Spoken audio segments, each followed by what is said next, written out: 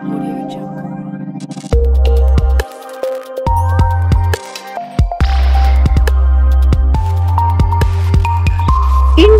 TV9 news Maharashtra. Solapur महानगरपालिकेचे आयुक्त doctor Sachin Ombase यांनी आज सोरेगाव परिसरातील महत्त्वाच्या मलनिस्सारण आणि पाणी पुरवठा संबंधित प्रकल्पांची सविस्तर माहिती घेतली. या पाहणीत नियोजित सांडपाण्याचे पंप हाऊस, प्रतापनगर मलनिस्सारण केंद्र आणि प्रतापनगर तलाव परिसराचा समावेश होता. यावर्षी प्रतापनगर तलाव प्रथमच अतिवृष्टीमुळे पूर्ण क्षमतेने भरला असून तलावातील वाढलेल्या पाण्यामुळे मलनिस्सारण केंद्राकडे जाणाऱ्या मुख्य पाईपलाईनचे चेंबर संपूर्णपणे जलमय झाले आहे. त्यामुळे केंद्रात येणाऱ्या पाण्याचे प्रमाण अत्यंत वाढले असून प्रक्रियेमध्ये अडथळे निर्माण होत आहेत.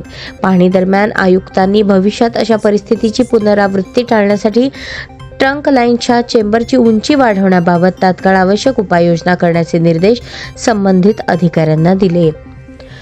याशिवाय निर्मिती मंगल कार्यालयाजवळील नाला आणि मंगल कार्यालयासमोरील तार कंपाऊंडसह अतिक्रमण तातडीने हटवण्याचे निर्देश दिले.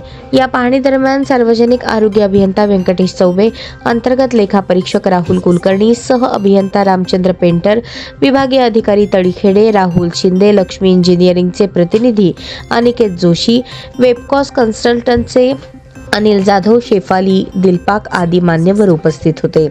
महानगरपालिका प्रशासनाद्वारे शहरातील मलनिस्सारण व्यवस्था मजबूत आणि कार्यक्षम करण्यासाठी आवश्यक ते सर्व उपाययोजना वेगाने राबवण्यात येणार असल्याचे आयुक्तांनी यावेळी सांगितले.